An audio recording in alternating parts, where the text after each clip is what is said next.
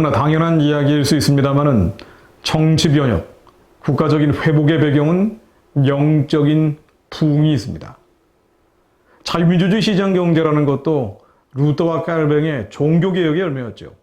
이 불이 옮겨부터 영국에 먼저 갔고요. 18세기 영국의 존 웨슬레가 일으킨 복음주의 운동이 노예무역 폐지를 주도한 윌버포스와 같은 위대한 정객을 이뤄냅니다. 도덕적 가치를 앞세운 빅토리안 배일류가 바로 이때 나오게 되죠. 다시 미국의 불이 옮겨 붙었습니다. 찰스 피니, 조나단 에드워즈 같은 인물들이 불을 지핀 이른바 1차 대각성 운동이 미국에서 일어났고요. 그 결과 역사상 가장 위대한 사건 중 하나인 건국혁명, 조지 워싱턴의 미국 건국혁명이 일어납니다. 조지 위필드, D.L. 무디가 이어받은 미국의 2차 대각성 운동은 흑인 노예 해방을 가능케 합니다. 실제로 링컨 대통령은 1860년 11월 당선 직후에 D.L. 무디의 복음학교를 찾아가서 격려를 하죠. 바로 노예 해방 운동이라는 것이 2차 영적 각성 운동의 결과였음을 보여주는 대표적인 사례입니다. 복음은 또다시 서진했습니다. 서쪽으로 전진을 했죠. 성령께서는 아시아를 흔들었습니다. 그 중에서도 조선을 강력하게 깨우기 시작하셨죠. 영국의 노예 해방, 미국의 노예 해방을 이어서 5천년 우상을 섬기던 조선의 영적 굴레를 깨기 위해서 일종의 영적 특공대도 파견이 됩니다. 남북전쟁 이후에 새벽의슬 같은 청년들이 극동으로 뻗어간 것이죠. 미국의 2차 대각성 운동 중 대표적인 청년 운동인 D.L. 무디의 학생 자원 운동은 바로 이 이해입니다. 이 학생 자원 운동을 통해서만 50여 년간 2만 5천여 명의 선교사가 헌신을 했죠. 대단하죠? 한 명의 설교를 통해서 2만 5천여 명의 선교사가 나왔다는 것이 말입니다. 사람의 역사가 아니죠. 성령의 역사하심이죠. 조선도 마찬가지입니다. 1906년에서 1909년 사이에 한국에 파송된 135명의 미국인 선교사 가운데 60%, 81명이 바로 이 학생 자원운동 출신이었습니다. 아펜젤러, 게일, 베어드, 마펫, 기포드, 크락, 훗날 기도로 세워질 대한민국의 기초를 놓았던 인물들이죠. 그중 대표적인 아펜젤러 선교사, 1884년 미국 감리교 선교위원회에서 조선 선교사로 임명됐고요. 그 다음 해 샌프란시스코를 출발해서 조선에 도착합니다. 27살의 나이였고요. 한국에서는 아펜설야라는 이름을 썼습니다. 그의 첫 번째 이익은 이렇게 되어 있습니다. 우리는 부활절 아침에 이곳에 왔습니다. 그날 사망의 권세를 이기신 주께서 이 백성을 얽어맨 결박을 끊으시어 하나님의 자녀로서의 자유와 빛을 주옵소서. 언도드 선교사도 마찬가지였지만요. 둘이 친했죠. 한 살 차이였기 때문에요. 당시 조선은 2020년 대한민국과 비교할 수 없을 정도로 자유와 빛이 아닌 억압과 어둠이 지배하고 있었습니다.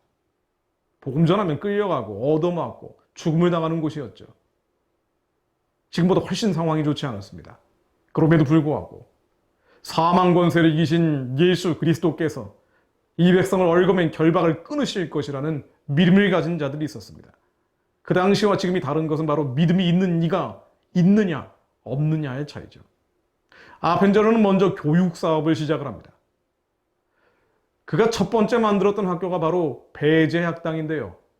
고종이 이름을 주었죠. 배양영제의 줄임말인데요.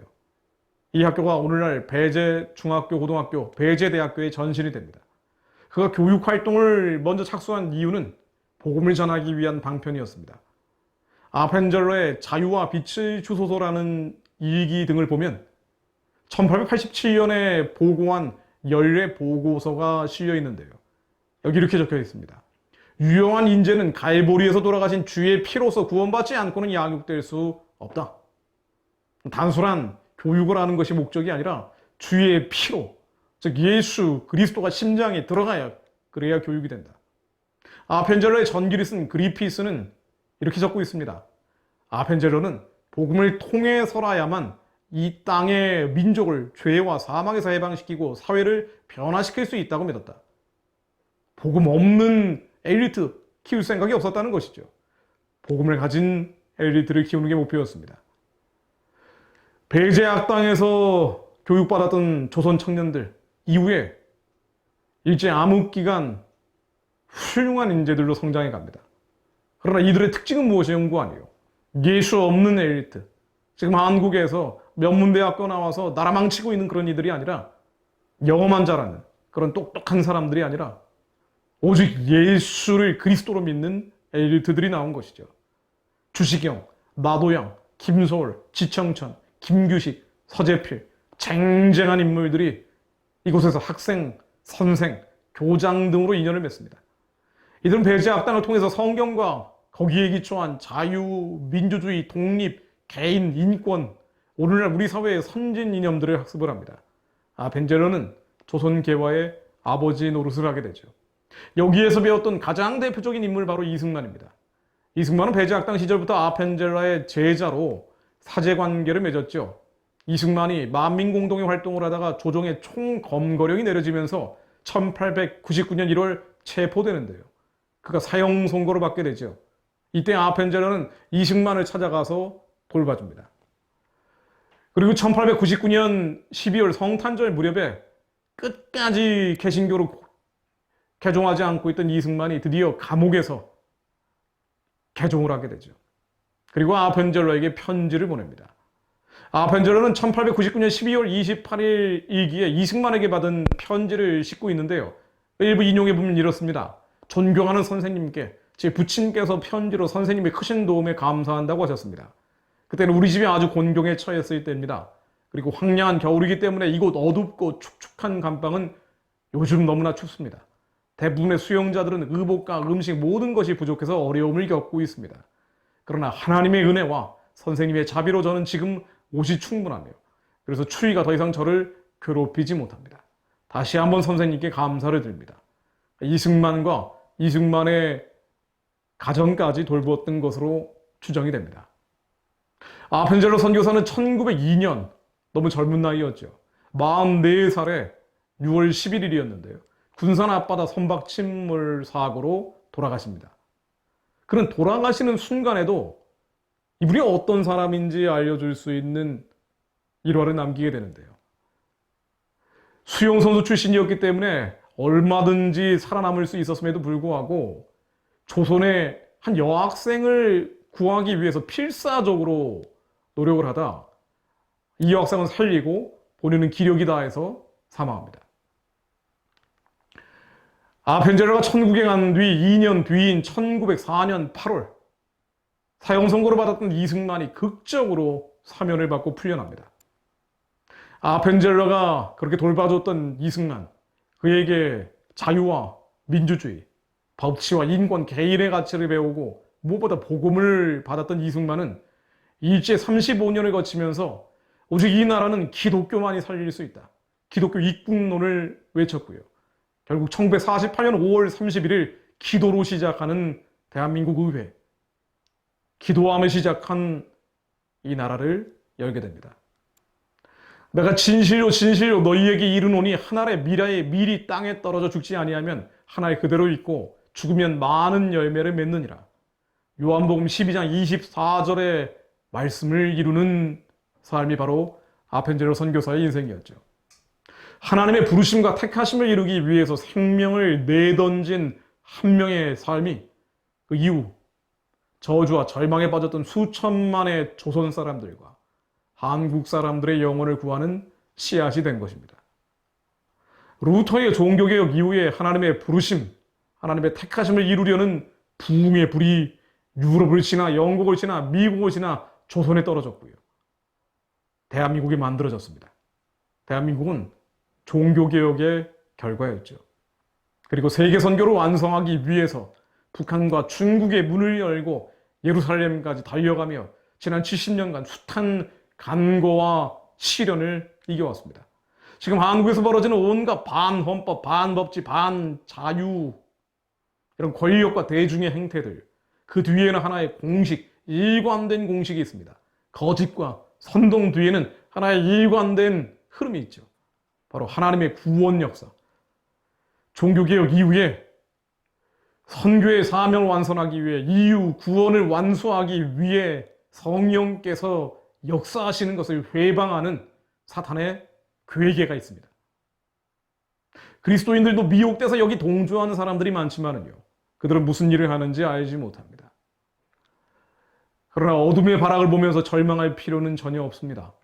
제가 아펜젤러 이야기를 소개하고 한국의 현대사와 근대사를 복음적 시각에서 잠깐 들여다보는 이유도 언더우드나 이승만 같은 이들이 활동했던 시대 훨씬 더 깜깜했던 것을 알리기 위함입니다. 그럼에도 불구하고 믿음을 가진 자들, 말씀이 이루어진다는 것을 믿는 자들이 기도하며 행동했을 때 하나님께서는 역사하셨습니다. 언더우드 생전에도 연세대학교 만들어지지 않았습니다. 아펜젤러는 대한민국이 이렇게까지 세계에서 인구 대비 선교사를 가장 많이 보내는 나라가 될 것이라고 인간적으로는 생각하지 않았을 것입니다. 하나님의 말씀이 이루어질 걸 믿었죠. 하나님의 마음을 받았고요. 믿음으로 전진했던 것입니다. 지금 이 시대에 하나님의 마음이 어디 있을까요? 명확하죠. 북한 동족의 구원에 있습니다. 남한 군민들의 회복에 있습니다. 그리고 선교의 전진에 있습니다. 또 그를 위한 다음 세대를 가르치는 데 있습니다. 지혜로운 자가 되어 많은 이들을 가르치라는 주님 말씀처럼. 유효한 인재는 갈보리에서 돌아가신 주의 피로서 구원받지 않고는 양육될 수 없다. 아펜젤러의 이 말은 지금은 오히려 더 절실합니다. 예수 없는 엘리트들 아무리 키워봐야 소용이 없습니다. 심장 안에 예수가 자리한 자들, 예수 그리스도의 장성한 분량으로 영이 성장한 자들, 지식을 뛰어넘는 그리스도의 사랑을 아는 자들, 그 위에 지식과 지혜가 더해져야 나라와 민족을 살릴 수 있습니다. 아니요, 하나님의 뜻을 하늘에서처럼 이 땅 위에 이룰 수 있습니다. 북한을 넘어서 대륙과 초원을 넘어서 땅 끝까지 학교를 짓고 성전 짓고 교회 세울 예수 있는 엘리트를 키우는 것이 한국 교회 사명입니다. 기독교 대안학교 많이 만들어졌지만은요, 특정 학교를 얘기할 수는 없지만 아무리 들여다봐도 영어만 잘하고 인본주의에 쩔어 있는 아이들 대부분이죠. 참 똑똑한 기독교인 엘리트들 많이 만나게 되지만 물론 사회주의의 경도도 있습니다. 그게 아니라 복음을 위해서 미란이 될 자기를 부인하고 십자가를 칠 수 있는 다음 세대가 일어나야 합니다. 그것을 위해 즐거이 헌신하는 자들이 우리가 돼야 합니다.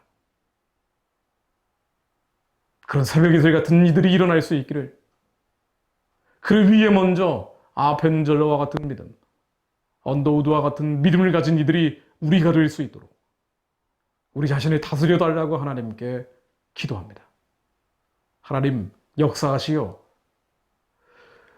완전히 망해버렸던 조선이 예수 있는 엘리트를 길러내므로 선교하는 제사장 나라의 꿈을 지금 꾸고 있는 것처럼 하나님, 갈라지고 깨어지고 부서져있고 헝클어져 있는 이 나라일지나 하나님께서 다시 한번 에스겔의 마른 뼈들을 일으켜 세워주시어 생기가 들어가게 하시고 심장 안에 예수를 가진 지도자들이 들불처럼 일어나게 하옵소서. 그를 위해 즐거이 헌신하는 이들이 먼저 일어서게 하옵소서. 이미 지나간 자들에 대한 감사의 마음을 잊지 않게 하시고 하나님께 그 놀라운 역사에 대한 영광을 돌려드리는 이들이 저희가 되게 하옵소서. 예수 그리스도 이름으로 기도했습니다. 아멘.